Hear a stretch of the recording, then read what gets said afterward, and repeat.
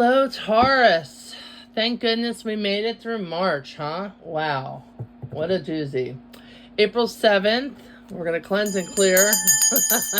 Get rid of all the energy, right? The stagnant energy. All those eclipses were really, oh my goodness, messing with everyone's heads, huh? But anyway, April 7th, Mercury retrograde is over, Rover. Thank goodness we start seeing a change here. And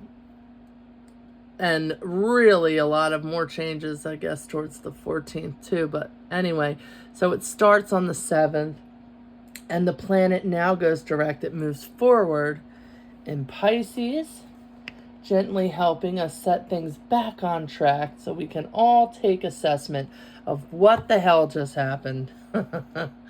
And recharge, okay? Allowing our creativity, our intuitions, our dreams, our flows to start flowing more freely again. On the 12th, we have Venus going direct, thank goodness, in Pisces. And that collaborates with a full moon in Libra. So we're re-seeking balance again. That beautiful Libra energy, which is also ruled by Venus. So fueled by Venusian energies. And, you know, we expand our hearts and our minds, you know, towards improving our connections and regaining that balance and communication. All right.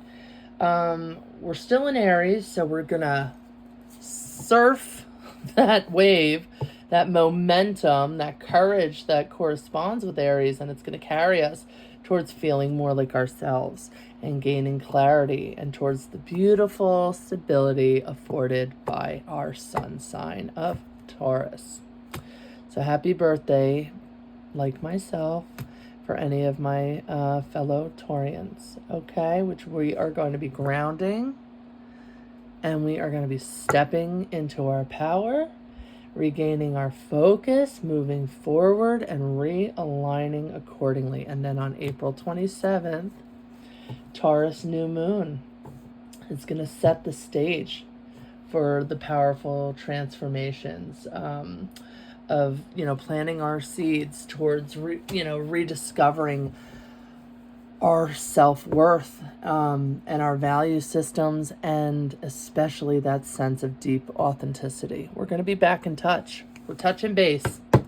We're grounding everything. Good.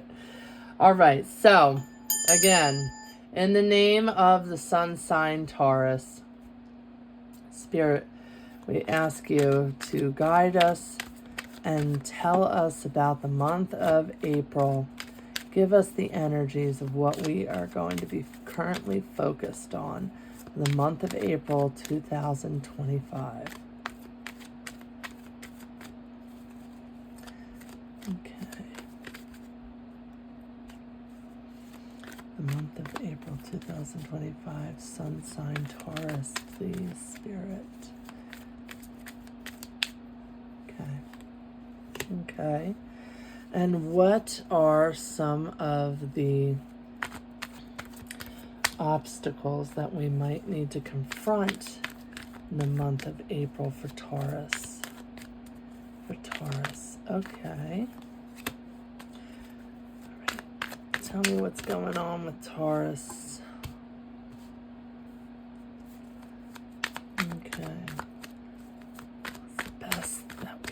What's the best we can do with what's going on? What are the energies? Just get these nice. What are the energies leaving us?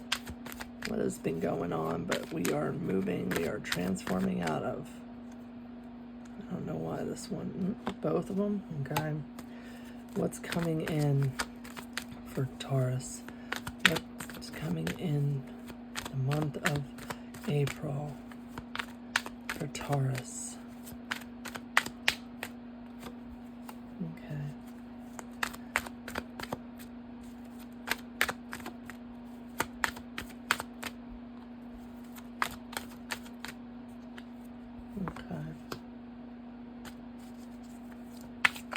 How are other people feeling about other people feeling about Taurus? Okay. What's the fear? Ooh, oh.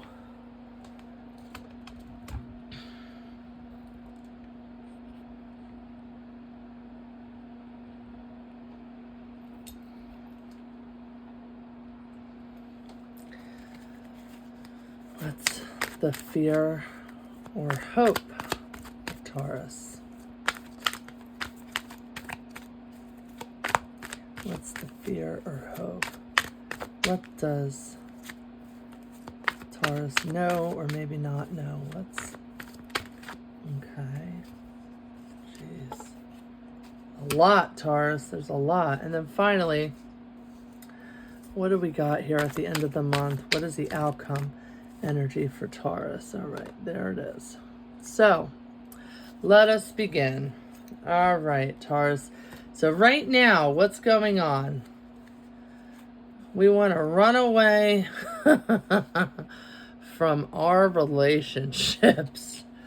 You know, the Three of Wands energy is the guy's looking out at a ship. He has his wand. He's like ready. He's thinking about vacation, travel, moving. Okay? Moving away or with a relationship. So, which makes sense because we just had Venus in retrograde this whole time. We've been reevaluating our relationships. Do we stay or do we go now? Okay, so that's where we're at right now.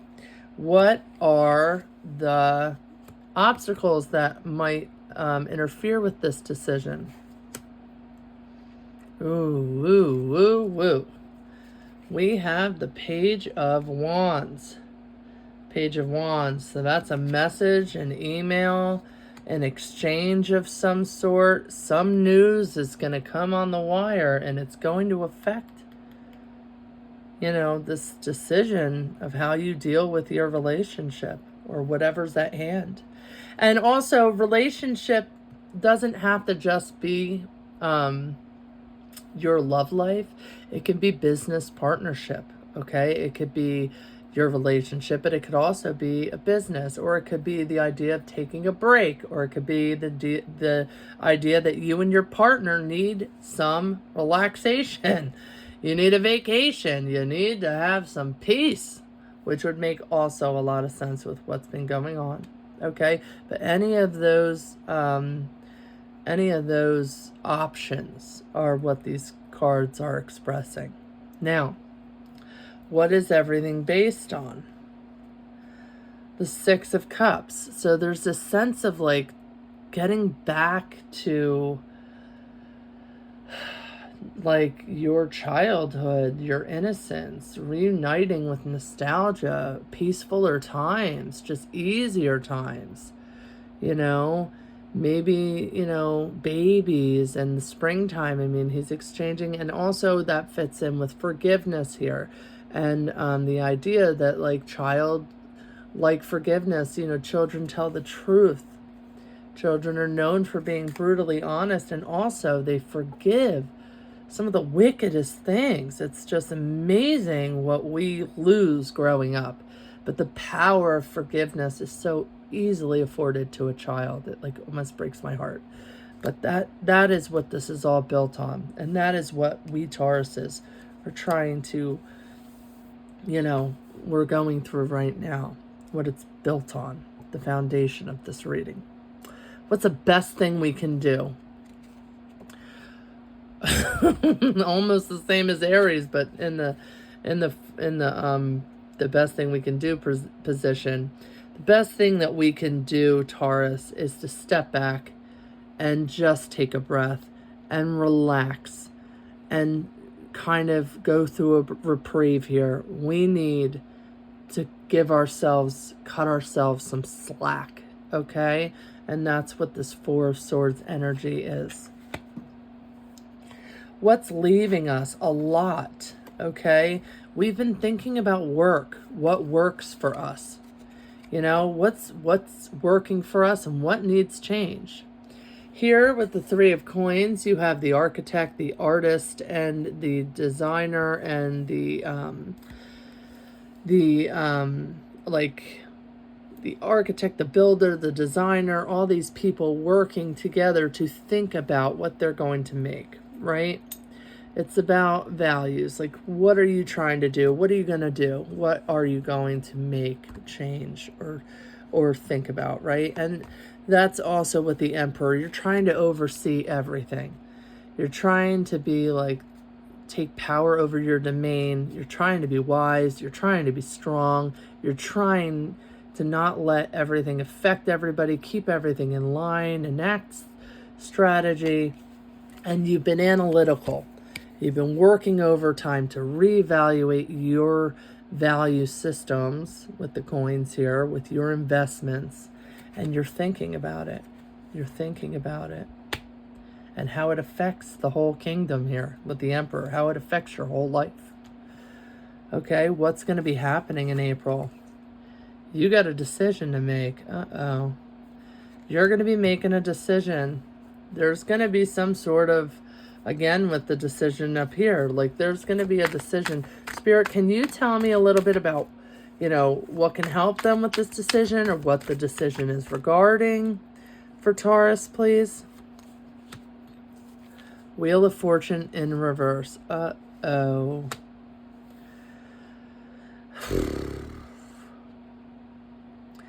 Are you going to resist change?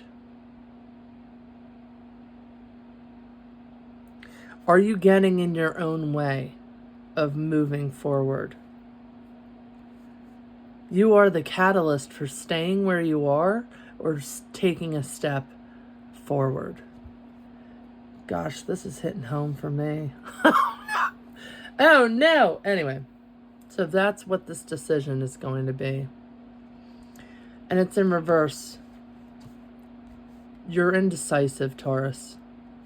You don't know what's up, what's down. You don't know what to do. You want to move forward, but you're tripping over your feet. You're tongue-tied. How do you feel?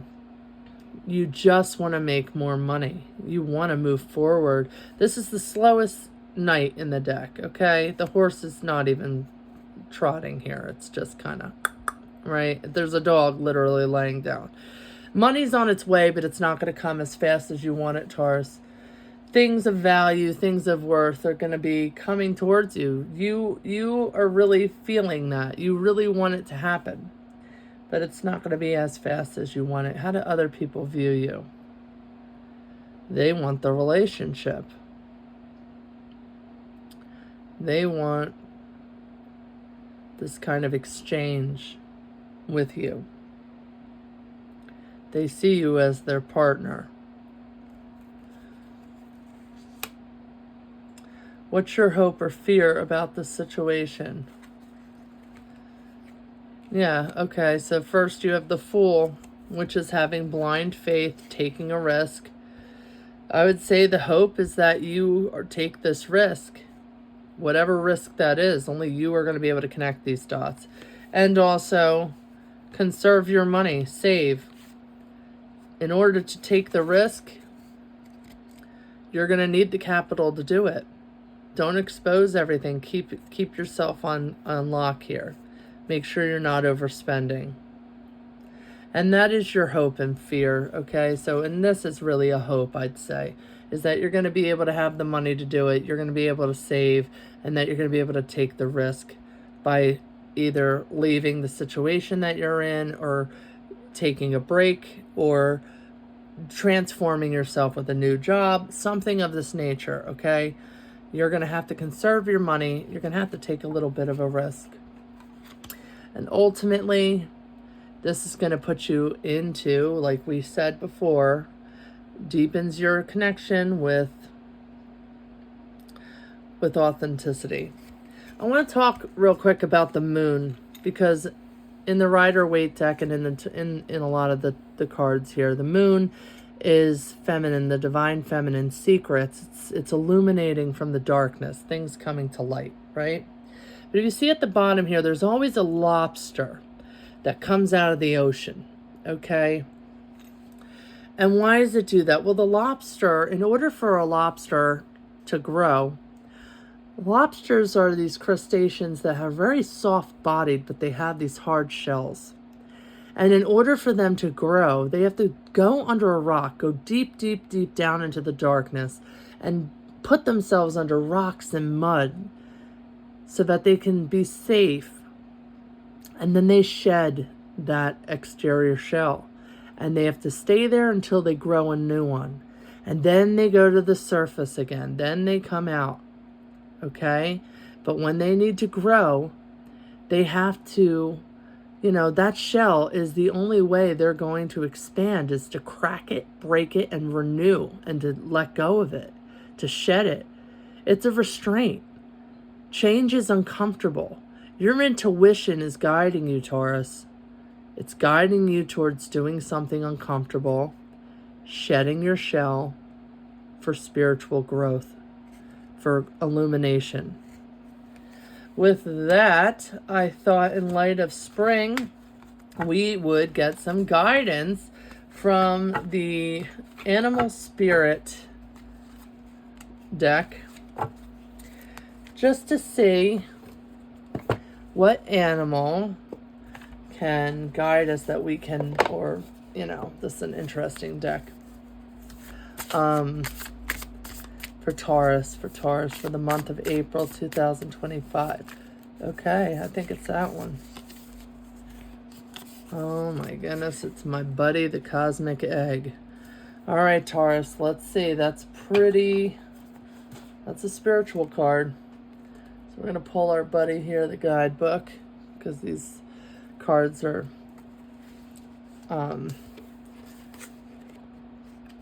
different, like tarot. All right, they're more like an oracle. Here we go, Cosmic Egg. Okay, there she is. Reminds me of Ouroboros for those of you that like esoterics. Okay. Completion, harmony. Look at how beautiful this card is. Completion, harmony, infinite within the finite. The Cosmic Egg is the final card in the Journey of the Animal Spirit deck, and it represents the unfolding of cosmic consciousness. The state emerges after we have tread the path for quite some time, and through self-effort and grace, we experience self-realization, a sense of contentment and oneness spontaneously arising within us. And the veils of our self-limiting beliefs are limited. There's that lobster. When the essence of the Cosmic Egg has not been activated, we may feel as if we will never get there, or that we travel alone, disconnected from others. Even if our encounter with this card is brief, appearing as a momentary glimmer or flash of interconnectedness, its potent energy stays within us. The Cosmic Egg is a remedy for the fragmentation of modern life. It's through the power of this card that we are reminded of the cosmic contract written at the beginning. We hold on to life, and life holds on to us. The journey is complete, but it does not end. The Cosmic Egg in the 7th chakra. The subtle essence of the Cosmic Egg resides at the crown chakra at the top of the head, called Sahasrara. Oh my goodness, Ashley. One of the aims of yoga and meditation practice is to channel energy from the base of the spine upward toward Sahasrara. Jesus, Mary and Joseph. Sahasrara. I don't know. I'm obviously not a yogi. Each of the 6 lower chakras plays an important role along this journey, and once the final epicenter of consciousness is activated, it is said to radiate the light of 1,000,000 suns. Well, we can hope, can't we, Taurus? I certainly need a little bit of the Cosmic Egg, hon. With that, happy birthday if your birthday is in the end of April. Bless you, and I will see you here next month, Taurus.